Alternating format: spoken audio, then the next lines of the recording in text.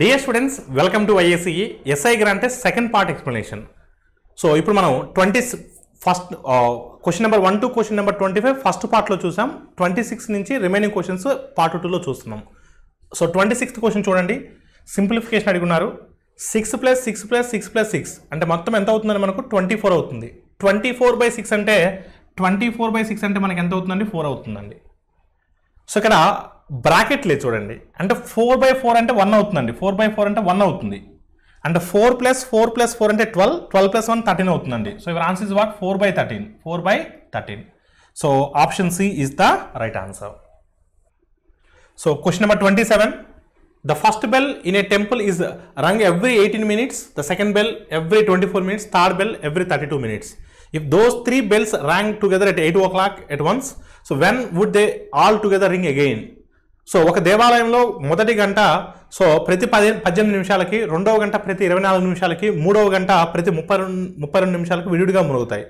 ఆ 3 గంటలు ఒకేసారి ఉదయం 8 గంటలకు కలిసి మునుగుతే మరలా ఎప్పుడు ఆ 3 గంటలు ఒకేసారి మునుగుతాయి? ఎప్పుడైనా సరే ఇలా ఫ్యూచర్ కోఇన్సిడెన్స్ అంటే మరలా, so again in the future, so all together, so they ring together అంటే ఇలాంటి క్వశ్చన్స్ ఫ్యూచర్ కోఇన్సిడెన్స్ గురించి ఎప్పుడైనా మిమ్మల్ని క్వశ్చన్ అడిగితే, సో ఫ్యూచర్ కోఇన్సిడెన్స్ గురించి ఎప్పుడైనా మిమ్మల్ని క్వశ్చన్ అడిగితే మీరు ఎల్సిఎం అప్లై చేయాలి. సో ఎల్సిఎం యొక్క అప్లికేషన్ ఫ్యూచర్ కోఇన్సిడెన్స్ అవుతుంది. ఓకేనండి. సో అంటే ఇప్పుడు మనం 18 మినిట్స్కి, 24 మినిట్స్కి, 32 మినిట్స్కి ఎల్సిఎం ఫైండ్ అవుట్ చేయాలి. ఓకేనమ్మా. సో ఎల్సిఎం ఆఫ్ 18, 24, 32 ఈ మూడింటి కసాకి ఫైండ్ అవుట్ చేయాలి. ఓకేనమ్మా. సో 18కి 24 it goes 6 table maximum, smallest number goes 3 times. So 3 times of 24 72. సో 18కి 24కి ఎల్సిఎం ఎంతమ్మా? 72. 18కి 24కి ఎల్సిఎం ఎంతమ్మా? 72. ఇప్పుడు 72కి 32కి మనం ఎల్సిఎం ఫైండ్ అవుట్ చేయాలి. So it goes which table maximum అండి? 8 టేబుల్లో మ్యాక్సిమం క్యాన్సిల్ అవుతుంది కదా. 8 టేబుల్లో మ్యాక్సిమం క్యాన్సిల్ అవుతుంది చూడండి. ఎస్, 8 టేబుల్ మ్యాక్సిమం క్యాన్సిల్ అవుతుంది.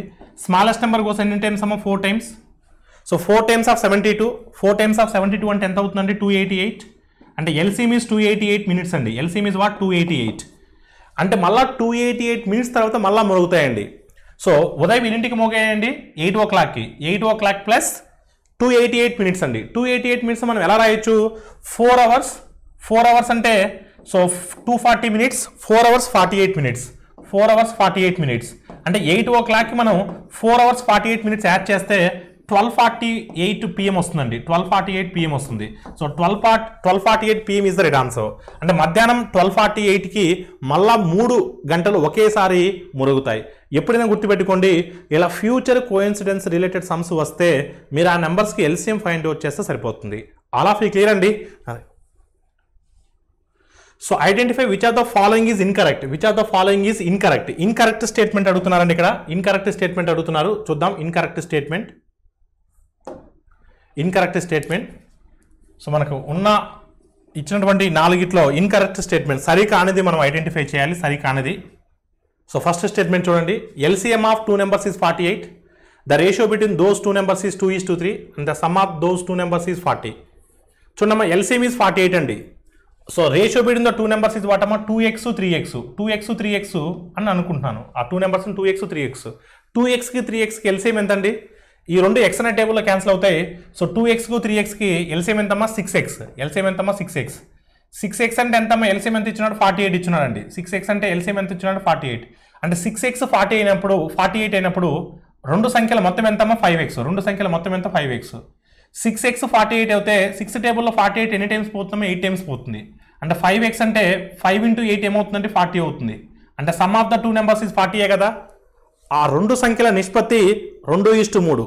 రెండు సంఖ్యల నిష్పత్తి 2:3 అంటే 2 భాగాలు 3 భాగాలు. దాన్ని నేను 2x 3x అనుకుంటున్నాను. 2xకి 3xకి కసాగు 6x. 6x అంటే 48, x అంటే 8. రెండు సంఖ్యల మొత్తము అంటే 2x 3x 5x అంటే 40 కదా.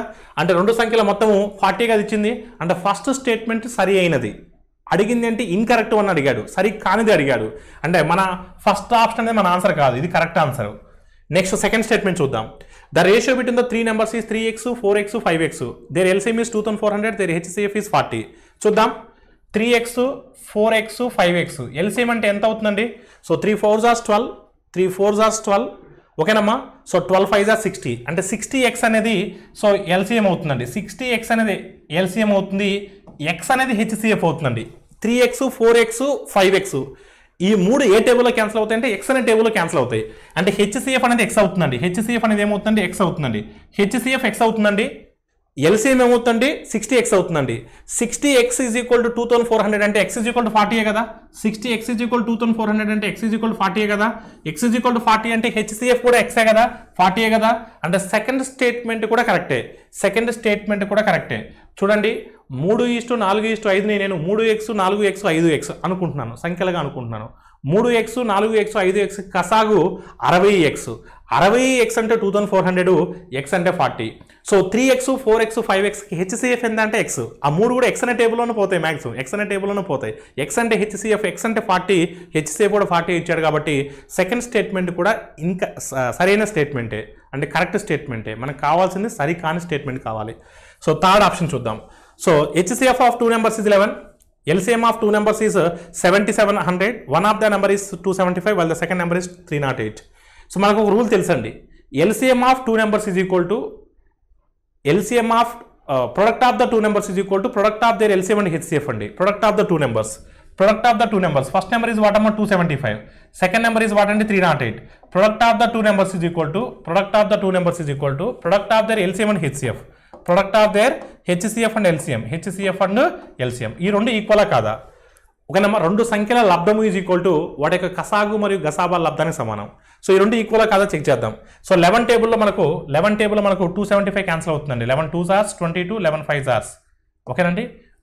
సో 25 టేబుల్లో 7700 అండి. 25 టేబుల్లో 25 3 times 75, 25 3 times 75 రిమైండర్ 2 ఉంటుంది. సో 2 అంటే 20, 2 అంటే ఎంతమ్మా 20. సో 2 అంటే ఎంతమ్మా 20 ఉంది, ఇక్కడ 0 ఉంది అంటే 200 ఉంది. సో 200 ఉంది కాబట్టి 25 టేబుల్లో 200 ఎన్ని టైమ్స్ పోతుంది? 8 టైమ్స్ పోతుంది. అంటే so the HCF of 2 numbers is 11. So product and LCM is 7700 అంటే 308 is equal 308 కూడా క్యాన్సిల్ అవుతుంది కాబట్టి ఈ రెండు కూడా ఈక్వలే. అంటే థర్డ్ స్టేట్మెంట్ కూడా కరెక్టే అండి. థర్డ్ స్టేట్మెంట్ కూడా కరెక్టే. ఓకేనమ్మా. HCF of 2 numbers is 11. LCM is 7700. One number is 275. Second number is 308. Yes second statement కూడా, థర్డ్ స్టేట్మెంట్ కూడా కరెక్టే. 3 స్టేట్మెంట్ కరెక్ట్ అయినాయండి. సో 3 స్టేట్మెంట్ కరెక్ట్ అయినప్పుడు 4వ స్టేట్మెంట్ చేయాల్సిన అవసరం ఉందా? సరికానిది అన్నాడు. 3 కరెక్ట్ అయినాయి, ఆటోమేటిక్గా మిగతా ఏమవుతాయి? రాంగే అవుతాయి. సో 4వది ఏమవుతుందంటే రాంగే అవుతుంది. దాన్ని మళ్ళీ చెక్ చేయాల్సిన అవసరం లేదు. 4వది ఏమి ఇచ్చాడమ్మా? 7 మీటర్లు 3 మీటర్లు 3 మీటర్ల 80 సెంటీమీటర్లు 12 మీటర్ల 90 సెంటీమీటర్ల పొడవులను ఖచ్చితంగా కొలవడానికి 70 సెంటీమీటర్ల కనిష్ట పరిమాణం గల కొలబద్దం కావాలను. సో చూడండి, మినిమం స్కేల్ వాంటెడ్. సో ఇక్కడ మనకు అంటే మినిమం స్కేల్ అనేది మనకు 70 meters కావాలండి. ఇక్కడ ఇంగ్లీష్ మీడియంలో ఇవ్వలేదు. ఇక్కడ 70 meters అనేది పడాలి. ఇక్కడ 70 centimeters అనేది. సో అంటే ఈ మూడింటికి హెచ్సిఎఫ్ అనేది 70 అవ్వాలండి. ఈ మూడింటికి హెచ్సిఎఫ్ అనేది 70 అవ్వాలి. 7 meters మనం సెంటీమీటర్స్ రాస్తే ఏమవుతుందంటే 700 centimeters అవుతుంది. దీన్ని సెంటీమీటర్స్ రాస్తే 385 centimeters అవుతుంది. సో దీన్ని సెంటీమీటర్ రాస్తే 1295 centimeters అవుతుంది. 1295 centimeters అవుతుంది. అంటే ఈ మూడింటికి హెచ్సిఎఫ్ అనేది 70 centimeters అంటున్నాడు. ఎప్పుడైనా గుర్తుపెట్టుకోండి. సో పొడవులను ఖచ్చితంగా కొలవడానికి కావాల్సిన కనిష్ట అన్నాడు కాబట్టి చాలామంది ఎల్సిఎం ఫైండ్ అవుట్ చేస్తారు. ఎల్సిఎం ఫైండ్ అవుట్ చేయకూడదు. కనీస పరిమాణం గల కొలబద్ద కావాలి. మీకు రూల్స్ కూడా చెప్పాను, హెచ్సిఎఫ్ రూల్స్ కూడా చెప్పాను ప్రీవియస్ ఎక్స్ప్లెనేషన్స్లో. ఎప్పుడైనా గుర్తుపెట్టుకోండి. So maximum size of each group, minimising the number of sections. So ఇలాంటి అంటే exact number of equal sections, ఇలాంటి కీవర్డ్స్ మీకు కనిపించినప్పుడు ఆ 3 నెంబర్స్కి మీరు హెచ్సిఎఫ్ ఫైండ్ అవుట్ చేయాలి. ఇప్పుడు ఈ 3 నెంబర్స్కి హెచ్సిఎఫ్ 70 అని చెప్తున్నాడు. 70 meters ఖచ్చితంగా కొలవడానికి 70 centimeters కొలబద్ద కావాలన్నాడు. అంటే 70 centimeters కొలబద్దతో మనం కొలిచినట్లయితే ఇవి ఎగ్జాక్ట్గా క్యాన్సిల్ అవ్వాలి. 700 అనేది 70 టేబుల్లో పోతుంది. 385 అనేది 70 టేబుల్లో పోతుందా? 1295 అనేది 70 టేబుల్లో పోతుందా? పోదండి. సో పోదు కాబట్టి సో 4వ స్టేట్మెంట్ అనేది సరికాని స్టేట్మెంట్. సరికానిది ఏంటండి? Option D. ఆప్షన్ డి అనేది సరికానిది. Option D is the right answer. Next question అండి. The average temperature from Monday to Saturday is 43 degrees Celsius and from Tuesday to Sunday is 41 degrees Celsius. Sunday's temperature is 37 degrees. So then what is the Monday's temperature? So సోమవారం నుండి శనివారం వరకు సగటు ఉష్ణోగ్రత 43 డిగ్రీలు, మంగళవారం నుండి ఆదివారం వరకు 41 డిగ్రీల సెల్సియస్, ఆదివారం ఉష్ణోగ్రత 30 డిగ్రీల సెల్సియస్ అయితే సోమవారం ఉష్ణోగ్రత ఎంత? చూడమ్మా, Monday to Saturday. So Monday to Saturday ఎన్ని డేస్ ఉంటాయండి? Monday to Saturday. So Monday to Saturday మనకి ఎన్ని డేస్ ఉంటాయండి? 6 డేస్ ఉంటాయి. 6 డేస్ యొక్క యావరేజ్ టెంపరేచర్ 43 అంటే సగటు టెంపరేచర్ 43 అంటే మొత్తం టెంపరేచర్ ఏమవుతుందంటే 6 ఇంటూ 43. 640 times 240, 6 3 is 18, 18 plus 240 258. సో 258 డిగ్రీస్ ఉంటుందండి. ఇది Sunday. So Monday to Saturday అండి. Next Tuesday to Sunday, Tuesday to Sunday, Tuesday to Sunday. So Tuesday to Sunday అన్న కూడా 6 డేసే ఉంటుందండి. సో యావరేజ్ ఎంత అంటే 41. 6 ఇంటూ 41 అంటే 246. ఇప్పుడు మీరు ఒకసారి చూస్తే ఫస్ట్ ఈక్వేషన్ నుంచి సెకండ్ ఈక్వేషన్కి మనం సబ్ట్రాక్ట్ చేసినట్లయితే సో ట్యూస్డే క్యాన్సిల్ అవుతుంది, వెన్స్డే క్యాన్సిల్ అవుతుంది, థర్స్డే క్యాన్సిల్ అవుతుంది, ఫ్రైడే క్యాన్సిల్ అవుతుంది, సాటర్డే కూడా క్యాన్సిల్ అవుతుంది. అంటే ఫస్ట్ ఈక్వేషన్లో నుంచి సెకండ్ ఈక్వేషన్ సబ్ట్రాక్ట్ చేస్తే Monday minus Sunday is equal to 258 నుంచి 246 సబ్ట్రాక్ట్ చేస్తే ఎంత వస్తుందండి? 12 వస్తుంది. అంటే మండే టెంపరేచర్కి సండే టెంపరేచర్కి డిఫరెన్స్ ఎంత అంటే 12. మనకు కావాల్సింది మండే టెంపరేచర్ కావాలి, సోమవారం ఉష్ణోగ్రత కావాలి, ఆదివారం ఉష్ణోగ్రత 37 ఇచ్చాడు. అంటే ఇప్పుడు ఆదివారం ఉష్ణోగ్రత 37కి మనం సబ్స్టిట్యూట్ చేసినట్లయితే Monday temperature is equal to 12 + 37. 12 + 37 అంటే 49. సో 49 అంటే మండే టెంపరేచర్ ఎంత అంటే 49 డిగ్రీస్. మండే టెంపరేచర్ ఎంత అంటే 49 degrees. So option A is the right answer. ఇక్కడ మీకు మండే మైనస్ సండే ఎలా వచ్చిందని అడగొద్దండి. దీన్ని మనం అంటే రాసుకుంటూ పోవాలని చాలా టైం పడుతుంది. Monday plus Tuesday plus Wednesday plus Thursday plus Friday plus Saturday is equal to 258. Tuesday plus Wednesday plus Thursday plus Friday plus Saturday plus Sunday is equal to 246. అప్ ట్యూస్డేకి వెన్స్డేకి థర్స్డే ఫ్రైడే సాటర్డే అన్ని cancel చేస్తే Monday minus Sunday is equal 12 వస్తుంది. Sunday 37 substitute చేస్తే 37 + 12 అంటే 49. అలా రాయడం ఎందుకని చెప్పి నేను డైరెక్ట్గా రాశాను. So your answer is what? Option A. The average age of A wife and husband is 25 years. At the time of their marriage, then 5 years later the average age of the family including their 3 years old son is what? ఒక భార్యాభర్తల సగటు వయసు వారి వివాహం జరిగినప్పుడు 20 సంవత్సరాలు. 5 సంవత్సరాల తర్వాత వారికి 3 సంవత్సరాల బాబుతో కలిపి కుటుంబం యొక్క సగటు వయసు ఎంత? సో వివాహం జరిగినప్పుడు భార్యాభర్తల సగటు వయసు 25 అండి. వివాహం జరిగినప్పుడు at the time of the marriage అంటే యావరేజ్ 25 అంటే సమ్ ఎంత అవ్వాలంటే 50 అవ్వాలి. అంటే భార్యది 25, భర్తది 25, యావరేజ్ 25 కాబట్టి ఇద్దరు కాబట్టి 25 × 2 50 అవుతుందండి. ఇది ఎప్పుడండి? మ్యారేజ్ జరిగినప్పుడు వారి ఇద్దరి వయసులో మొత్తం. సో 5 సంవత్సరాల తర్వాత అంటే సో భార్యది 5 యాడ్ అవుతుందండి, భర్తది 5 యాడ్ అవుతుంది. అంటే భార్యది 5 యాడ్ అయ్యి భర్తది 5 యాడ్ అవుతే మొత్తం ఎంత యాడ్ అవుతుందండి? 10 సంవత్సరాలు యాడ్ అవుతుంది. అంటే ఒకసారికి ఇప్పుడు చూస్తే మీరు భార్యాభర్తల ప్రస్తుతము మొత్తం వయసు 60 సంవత్సరాలు. ప్రస్తుతం 60 సంవత్సరాలు అండి. ఇప్పుడు ఈ 5 సంవత్సరాల కాలంలో వాళ్ళకి 3 సంవత్సరాల బాబు కూడా ఉన్నారండి. 3 సంవత్సరాల బాబు కూడా వచ్చాడంటే ఆ ఫ్యామిలీ మొత్తం వయసు ఎంత అవుతుందండి? 63 అవుతుందండి. ఆ ఫ్యామిలీ వయసు ఎంత అవుతుందండి? 63 అవుతుందండి. ఫ్యామిలీ వయసు 63 అవుతుందండి. ఫ్యామిలీలో ఎంతమంది ఉన్నారంటే 3 ఉన్నారండి. ఫ్యామిలీలో ఎంతమంది ఉన్నారంటే 3 ఉన్నారు. ఇప్పుడు ఆ ఫ్యామిలీ యొక్క సగటు వయసు ఎంత అంటే 21 సంవత్సరాలు. ఆ ఫ్యామిలీ యొక్క సగటు వయసు ఎంత అంటే 21 సంవత్సరాలు. So option B is the right answer. Marriage జరిగినప్పుడు వాళ్ళ వయసులో మొత్తం 50. 5 సంవత్సరాల తర్వాత అంటే భార్యది 5 పెరుగుతుంది, భర్తది 5 పెరుగుతుంది. అంటే 10 సంవత్సరాలు కలుగుతాయి. సో 50కి 10 కలిస్తే 60 అవుతాయి. 3 సంవత్సరాలు బాబు ఉన్నాడు అంటే 63. అంటే 3 వయసు ఇప్పుడు ప్రస్తుతం ఫ్యామిలీలో ఉన్నటువంటి 3 భార్య, భర్త, పిల్లవాడు 3 వయసు 63. సగటు వయసు అంటే బై 3 వేస్తాం 21. So your answer is what? Option B. Working 8 hours a day, 12 people complete a task in 10 days. If the same job for 15 hours a day, 8 days, how many people will complete? రోజుకి 8 గంటల పని చేస్తూ 10 రోజుల్లో ఒక పనిని 12 మంది పూర్తి చేస్తారు. అదే పనిని 8 రోజుల్లో రోజుకి 15 గంటల వంతున పని చేస్తే ఎంతమందితో పని పూర్తి అవుతుంది? M1 D1 H1 = M2 D2 H2. M1 so 12 మంది పూర్తి చేస్తారు. D1 10 రోజుల ప్రకారం సో రోజుకి 8 గంటల చెప్పున M1 D1 H1 = M2. మనం ఫైండ్ అవుట్ చేయాల్సింది M2 ఎంతమంది కావాలి, ఎన్ని రోజులు చేస్తారు? 8 రోజుల పాటు. రోజుకి ఎన్ని గంటలు చేస్తారు? 15 గంటలు చేస్తారు. M1 D1 H1 = M2 D2 H2. M2 D2 H2 cancel చేయండి అమ్మా. 8కి 8 క్యాన్సిల్ అవుతుంది. సో 12 × 10 అంటే 120. So 15 8 Jos 120. 15 8 జాస్ 120 అంటే ఎంతమంది వ్యక్తులు కావాలంటే 8 మెంబర్స్ కావాలి. ఎంతమంది వ్యక్తులు కావాలంటే 8 మెంబర్స్ కావాలి. So option D is the right answer. A and B can do a task together in 12 days. B and C can together do the task in 16 days. After working for 5 days, B worked for 7 days. C completed the remaining work in 13 days. How long does it to complete the work? So A బీలు కలిసి 12 రోజులకు పని చేయగలరు, బీసీలు కలిసి 16 రోజులు చేయగలరు. 5 రోజులు ఏ పని చేసిన తర్వాత ఏ రోజులు బీ పని చేశాడు, సి మిగిలిన పని 13 రోజుల్లో పూర్తి చేశాడు, సి ఒక్కడ పని చేయడానికి ఎంత సమయం పడుతుంది. సో ఫస్ట్ ఆఫ్ ఆల్ ఇక్కడ మనకి ఇచ్చిన డేటా ఏంటో రాసుకుందాం. ఇచ్చిన డేటా ఏంటండి, ఏ ప్లస్ బి ఇద్దరు కలిసి ఎన్ని రోజుల్లో చేయగలరండి, 12 డేస్లో చేయగలరు. సో బి ప్లస్ సి ఇద్దరు కలిసి ఆ వర్క్ని ఎన్ని డేస్లో చేయగలరండి, బి ప్లస్ ఇద్దరు కలిసి 16 డేస్లో చేయగలరు. ఫస్ట్ మన టార్గెట్ ఏంటంటే టోటల్ వర్క్ ఎంత ఉందో ఫైండ్ అవుట్ చేయాలి. టోటల్ వర్క్ ఎంత ఉందని మనకు ఎలా తెలుస్తుంది, ఆ రెండింటికి ఎల్సిఎం ఫైండ్ అవుట్ చేయాలి.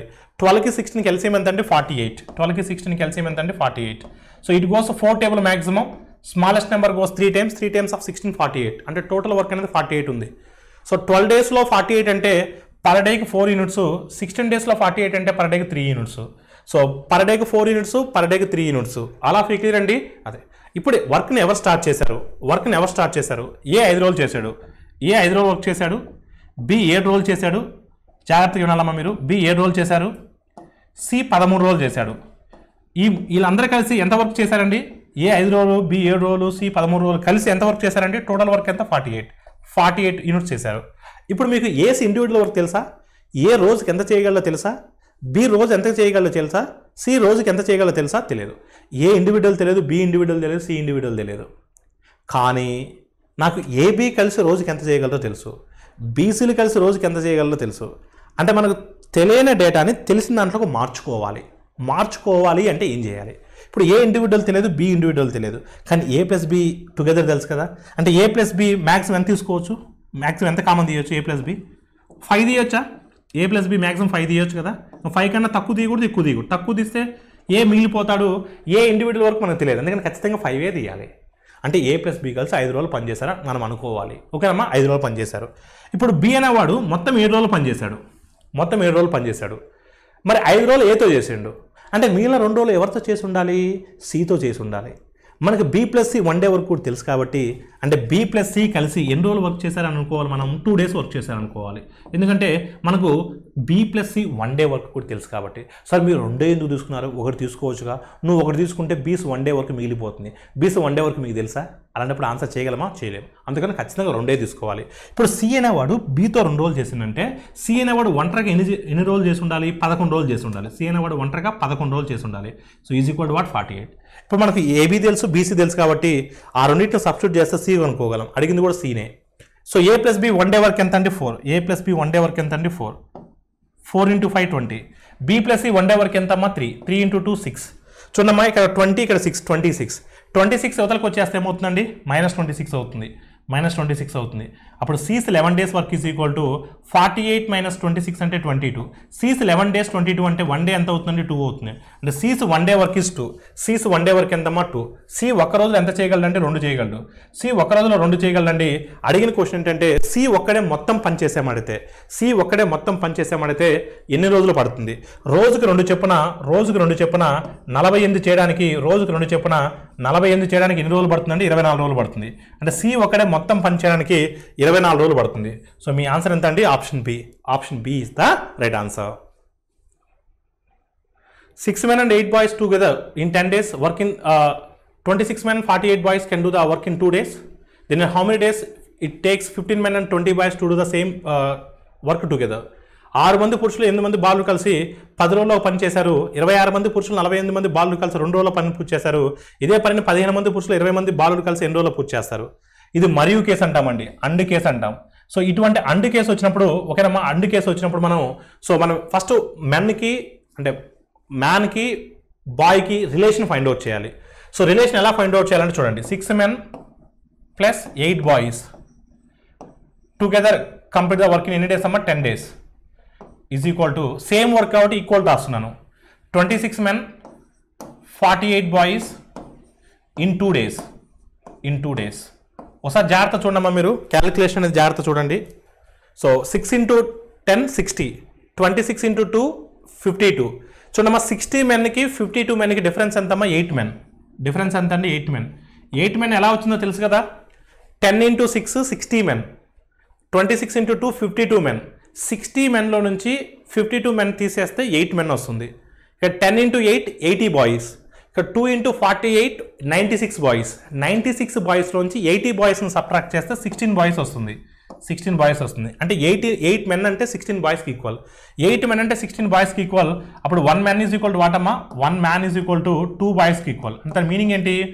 ఒక మ్యాన్ ఎంతైతే పని చేస్తాడో ఆ చేసిన పని దేనికి సమానం అంటే ఇద్దరు బాయ్స్ కలిసి చేసినటువంటి వర్క్కి సమానం.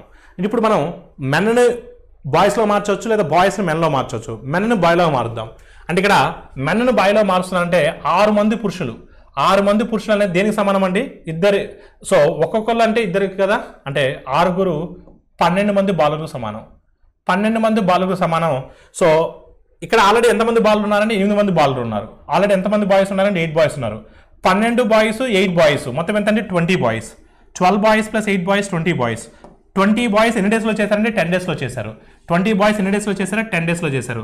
అంటే M1D1 is equal to M2D2. M2 మనకి ఎవరు కాయాలంటే 15 మంది పురుషులు. 15 మంది పురుషులు అంటే ఎంతమంది బాయ్స్కి సమానం అండి? 30 మంది బాయ్స్ సమానం. ఒక పురుషుడైన వాడు ఇద్దరు బాయ్స్ సమానం కాబట్టి సో 30 మంది బాయ్స్ సమానం. ఆల్రెడీ 20 మంది బాయ్స్ ఉన్నారు. అంటే మొత్తం ఎంతమంది అంటే 50 బాయ్స్. 50 బాయ్స్ ఎన్ని డేస్లో చేస్తారు? M1D1 is equal to M2D2. M1D1 is equal to M2D2. 51 time 54 times 200 అంటే ఎన్ని రోజుల్లో చేస్తారంటే 4 రోజుల్లో చేస్తారు. So your answer is what? Option A. Option A is the right answer. So 2 taps A and B fill the tank in 37.5 and 45 minutes respectively. So how long does it take to close the tap B to fill the tank in exactly half an hour? So AB 2 గొట్టాలు తొట్టెను వరుసగా 37 నిమిషము 45 నిమిషాల్లో నింపుతాయి. రెండింటిని తెరిచాము. సరిగ్గా అర్ధ గంటలో tank నింపడానికి B గొట్టాన్ని ఎంత సమయం తర్వాత మనం మూసివేయాలి? ఓకేనమ్మా, చూద్దాం. సో ఏ అలోన్ అయితే ఎంతమ్మా? 37.5 మినిట్స్. 37.5 మినిట్స్. బి అలోన్ అయితే ఎంతమ్మా? 45 మినిట్స్. బి అలోన్ ఎంతమ్మా? 45 మినిట్స్. ఫస్ట్ మనం చేయాల్సింది ఏంటంటే ట్యాంక్ కెపాసిటీ ఫైండ్ అవుట్ చేయాలి. Tank capacity first find out చేయాలి. 37.5 మినిట్స్కి 45 మినిట్స్కి ఎల్సిఎం ఎంత? It goes which table maximum? 7.5 table it goes maximum. 7.5 5 times, 7.5 6 times. 7.5 టేబుల్లో మ్యాక్సిమం పోతుంది. 7.5 స్మాల్ నెంబర్ ఎంతమ్మా? 5 టైమ్స్ కదా, అంటే that money times into largest number. 5 times of 45 అంటే ఎంతమ్మా? So 225. LCM is 225. LCM is what అమ్మా? 225. LCM is what? 225. So 45 ఎన్ని times అమ్మా? 5 టైమ్స్. 45 ఎన్ని టైమ్స్ అమ్మా? 5 టైమ్స్. 37.5 ఎన్ని టైమ్స్ అంటే 6 టైమ్స్. ఓకేనమ్మా, 6 టైమ్స్. 37.5 2 టైమ్స్ 75. 75 2 times 75 3 times 225. అంటే ఏ గొట్టం ద్వారా నిమిషానికి 6 లీటర్లు నీరు వస్తాయి, బి గొట్టం ద్వారా 5 లీటర్లు వస్తాయి. ఇక్కడ మన టార్గెట్ ఏంటంటే సరిగ్గా అర్ధ గంటలో నింపాలి, 30 నిమిషాల్లో నింపాలి. బి గొట్టాన్ని ఎంత సమయం తర్వాత క్లోజ్ చేయాలి అంటే బి ఓపెన్ చేసినప్పుడు రెండింటిని ఒకేసారి ఓపెన్ చేసాం, కానీ బి గొట్టాన్ని ఎంత సమయం తర్వాత క్లోజ్ చేస్తే ఎగ్జాక్ట్గా అర్ధ గంట నిండుతుంది. అంటే ఇక్కడ మీనింగ్ ఏంటంటే ఏ గొట్టం మొదటి నుంచి చివరి వరకు ఉంది. అంటే ఏ గొట్టము మొదటి నిమిషం నుంచి చివరి నిమిషం వరకు పనిచేసింది. అంటే 60 నిమిషాల పాటు మొదటి గొట్టం పనిచేసింది. ఇది ఏ ద్వారా నింపిందండి. ఏ ద్వారా ఎన్ని లీటర్లు వచ్చాయండి? 180 లీటర్స్ వస్తున్నాయి. అంటే టోటల్ 225లో 180 లీటర్స్ ఏ ద్వారా వస్తున్నాయి. అంటే ఇంకా మిగతా 45 దేని ద్వారా రావాలండి? మిగతా 45 దేని ద్వారా రావాలి? బి ద్వారా రావాలి. మిగతా 45 దేని ద్వారా రావాలి? బి ద్వారా రావాలి. బి నిమిషానికి ఎన్ని నింపగలదు? 5 నింపగలదు. అంటే ఎన్ని నిమిషాల పాటు అది వర్క్ చేసి ఉంటుంది అంటే 9 నిమిషాల పాటు వర్క్ చేసి ఉంటుంది. 9 నిమిషాల పాటు బి వర్క్ చేసి ఉంటుంది. 9 నిమిషాల తర్వాత బి గొట్టాన్ని మూసేసాము. సో 9 నిమిషాల తర్వాత బి గొట్టాన్ని మూసేస్తే అప్పుడు మనకు ఎగ్జాక్ట్గా అర్ధ గంటలో ట్యాంక్ అనేది నిండిపోతుంది. అలా క్లియర్ అండి. బిని మధ్యలో ఆపేస్తున్నాం, కానీ ఏ అనేది మొదటి నుంచి చివరి వరకు ఉంది. అందుకని ఏని ఎట్ ఏ టైం 30 మినిట్స్ తీసుకున్నా. 30 × 6 అంటే 180 లీటర్స్ ఏ నింపింది. మిగతా 45 బి నింపాలి. నిమిషానికి 5 నింపగలదు. 9 నిమిషాలు నింపగలదు. 9 నిమిషాల తర్వాత బీని మూసేసా. The distance between the two stations A and B is 390 kilometers. A train departing from A to B at 10 a.m. will reach a speed of 65 km/h. Another train B to A at 11 a.m. departed at a speed of 35 km/h. At what point of time? So the two trains meet. 2 స్టేషన్ల మధ్య దూరం 390 కిలోమీటర్లు. ఒక train 10 గంటలకి ఏ నుంచి బికి మొదలైంది 65 కిలోమీటర్ల వేగంతో. అనదర్ ట్రైన్ బి నుంచి ఏకి మొదలైంది 11 గంటలకి 35 కిలోమీటర్ల వేగంతో. సో ఏ సమయంలో ఆ 2 రైళ్లు కలుసుకుంటాయి? ఏ సమయంలో ఆ 2 రైళ్లు కలుసుకుంటాయి? ఫస్ట్ మనం సాపేక్ష వేగం అప్లై చేయాలి. సాపేక్ష వేగం అప్లై చేయాలి అంటే ఇక్కడ 10 గంటలు ఉంది, ఇక్కడ 11 గంటలు ఉంది. మరి సాపేక్ష వేగము రిలేటివ్ స్పీడ్ని అప్లై చేయాలంటే సో టైమ్స్ అనేవి సేమ్ అవ్వాలి. సో కాలాలనేవి సమానం అవ్వాలి. అంటే మొదటి ట్రైన్ ఒక గంట ముందు పంపించాలి. గంటకి ఎంతకి వెళ్ళగలదు? అది 65 కిలోమీటర్స్ వెళ్ళగలదు. ఇద్దరి మధ్య గ్యాప్ ఎంత ఉంది? 390 ఉంది. 390లో 65 కవర్ చేయాల్సి వస్తుంది. అంటే 65 కవర్ చేస్తే ఇంకెంత ఉంటుంది? మిగతాది 325 ఉంటుంది. 325 ఉంటుంది. ఇప్పుడు 11 o'clockకి ఆ 2 ట్రైన్స్ మధ్య దూరం ఎంత? 325. సో మీకు డయాగ్రామ్ ద్వారా ఎక్స్ప్లెయిన్ చేస్తే ఈజీగా అర్థమవుతుంది చూడమ్మా. సో లేదంటే ఎగ్జామ్ పాయింట్ ఆఫ్ డయాగ్రామ్ గీయాల్సిన అవసరం లేదండి. 390 కిలోమీటర్స్ ఉందండి. సో మొదటి ట్రైన్ ఒక గంట ముందుకు పంపించాలి, ఎందుకంటే 10ంటికే స్టార్ట్ అయింది కాబట్టి ఉదయం. సో దాన్ని ఒక గంట ముందుకు పంపించాలండి. గంట ముందుకు పంపిస్తే 65 కవర్ చేస్తుంది. 65 కవర్ చేస్తే మొదటి ట్రైన్ కూడా 11 AM ఉంటుంది, సెకండ్ ట్రైన్ కూడా 11 AM ఉంటుంది. 11 AMకి 2 ట్రైన్స్ మధ్య దూరము 325. ఇప్పుడు ఫస్ట్ ట్రైన్ 65తో స్టార్ట్ అయింది ఇక్కడ, సెకండ్ ట్రైన్ 35తో స్టార్ట్ అయింది. ఇప్పుడు రిలేటివ్ స్పీడ్ అప్లై చేయొచ్చు. 11 o'clock రిలేటివ్ స్పీడ్ అప్లై చేయొచ్చు. 11 o'clockకి రిలేటివ్ స్పీడ్ స్టార్ట్ చేసే టయానికి ఆ 2 ట్రైన్స్ మధ్య డిస్టెన్స్ అంతా 325. చాలామంది డిస్టెన్స్ అనగానే 390 తీసుకుంటారండి. That is wrong. 11 o'clockకి రిలేటివ్ స్పీడ్ ఎప్పుడు స్టార్ట్ అయింది? 11 o'clock స్టార్ట్ అయింది. 11 o'clockకి ఆ 2 రైళ్ల మధ్య దూరం 325. ఓకే, అంతేగాని 390 తీసుకోకూడదు. 325 by relative speed. Relative speed అంటే 65 + 35, ఆపోజిట్ డైరెక్షన్ కదా, 100. సో ఎన్ని అవర్స్ పడుతుందండి? So 3 hours. 25/100 అంటే 1/4 వస్తుంది. 3 hours 15 minutes. 3 hours 15 minutes. ఎప్పుడమ్మా 3 hours 15 minutes ఎప్పుడండి? సో 11 o'clock తర్వాత. 11 o'clock 3 hours యాడ్ చేస్తే 12, 1, 2, 2:15 PM. సో మధ్యాహ్నం 2 గంటల 15 నిమిషాలకి సో ఆ 2 ట్రైన్లు కలుసుకుంటాయి. So your answer is what? Option A. 2 cyclists set off from the same place, one at 18 km/h to north and other at 20 km/h south in opposite directions. At what time their distance is 47.5. So ఒక వ్యక్తి ఏమో north వైపుకు ఉత్తరానికి బయలుదేరాడు ఒకే point నుంచి, రెండో వ్యక్తి ఏమో సో దక్షిణానికి బయలుదేరారు. అంటే ఒక అతనేమో నార్త్కి పోతున్నాడు, మరొక అతను సౌత్కి పోతున్నాడు. వాళ్ళిద్దరి మధ్య 47.5 కిలోమీటర్లు గ్యాప్ రావాలంటే ఎంత సమయం తర్వాత గ్యాప్ వస్తుంది? సో చూద్దాం. ఒక వ్యక్తి ఏమో చూడండి, ఒక వ్యక్తి ఏమో ఉత్తరానికి వెళ్తున్నాడు, మరొక వ్యక్తి దక్షిణానికి వెళ్తున్నాడు. ఇద్దరు కూడా సేమ్ పాయింట్ నుంచి స్టార్ట్ అయ్యారు. ఒక వ్యక్తి ఏమో 18 కిలోమీటర్ల వేగంతో స్టార్ట్ అయ్యాడు, మరొక వ్యక్తి ఏమో 20 కిలోమీటర్ల వేగంతో స్టార్ట్ అయ్యాడు. ఇద్దరి మధ్య గ్యాప్ 47.5 ఇప్పుడు వస్తుంది. 47.5 బై ఇద్దరు కూడా ఆపోజిట్ డైరెక్షన్ కాబట్టి యాడ్ చేయాలి 38. So 38 1 jar 38. రిమైండర్ ఎంత అండి? 9.5. 9.5 అంటే 38లో 9.5 అంటే 1/4. అంటే it will take 1/4 hours. It will take ఎంతమ్మా? 1/4 hours. 1/4 hours తర్వాత వాళ్ళిద్దరి మధ్య గ్యాప్ 47.5 కిలోమీటర్స్ వస్తుంది. సో 38 × 1/4 అంటే 47.5. So your answer is what? Option A. Leaving the stops, the speed of the train it is what? So 54 km/h. With the stops, how many minutes does the car stop at 45 km/h? ఆపుదలను వదిలేస్తే car వేగం 54 km/h. ఆపుదలతో దాని వేగం 45 km/h. ఎన్ని నిమిషాలు car ఆగుతుంది? ఓకేనమ్మా. అంటే stops లేకుండా without stoppages the car speed is 54 km/h. Without stoppages the car speed is 54 km/h. With stoppages the car speed is what? 45 km/h. అంటే ఎన్ని నిమిషాల పాటు? On an average how many minutes does the train stop during its journey? Does the train stop during its journey? All of you clear అండి? అదే ఇక్కడ distance అనేది constant అండి. Distance అనేది constant. Whenever distance is constant, speed and time are inversely proportional to each other. అంతే కదా? ఇప్పుడు మీరు ఆపుదలలు ఉన్నా లేకున్నా, స్టాపులు ఉన్నా లేకపోయినా, అంటే వితౌట్ స్టాపేజెస్ అంటే దాని మీనింగ్ ఏంటంటే super fast express. With stoppages అంటే దాని మీనింగ్ ఏంటంటే ordinary bus, ordinary car. So ఓకేనండి. ఇప్పుడు వెదర్ మీరు ఎక్స్ప్రెస్లో ట్రావెల్ చేసినా, ఆర్డినరీలో ట్రావెల్ చేసినా, మీరు ట్రావెల్ చేయాల్సిన డిస్టెన్స్ మాత్రం సేమే. సో ఎక్స్ప్రెస్ తీసుకెళ్తే గాల్లో తీసుకెళ్దు, సో లేదంటే ఇంకోటి ఆర్డినరీ అయితే భూమిలో తీసుకెళ్దు. ఏదైనా కూడా రోడ్డు మీద పోవాల్సిందే. అంటే డిస్టెన్స్ ట్రావెల్ చేయాల్సిన డిస్టెన్స్ సేమ్గా ఉంటుంది. అయితే వాళ్ళ యొక్క స్పీడ్స్ డిఫరెంట్గా ఉండొచ్చు. అంటే డిస్టెన్స్ అనేది constant. Whenever distance is constant, speed and time are inversely proportional to each other. దూరం తటస్థమైతే వేగము మరియు కాలాలు ఒకదానికి మరొకటి సో విలోమానుపాతంలో ఉంటాయి. అంటే ఇక్కడ మనకు వేగాల నిష్పత్తి ఇచ్చాడు 54:45. అంటే 9 6 జార్స్ 9 5 జార్స్ 5:9 6 జార్ 6:5. అంటే వేగాల నిష్పత్తి 6:5. అప్పుడు కాలాల నిష్పత్తి 5:6 అవుతుంది. అంటే సూపర్ ఫాస్ట్ ఎక్స్ప్రెస్కి 5 parts పడితే ఆర్డినరీకి 6 parts పడుతుంది. 1 part ఎక్స్ట్రా పడుతుంది. తనకు పట్టే 6 భాగాల్లో 1 part ఎక్స్ట్రా పడుతుంది. అంటే 1/6 of the hour అది స్టాపు లాగుతుంది.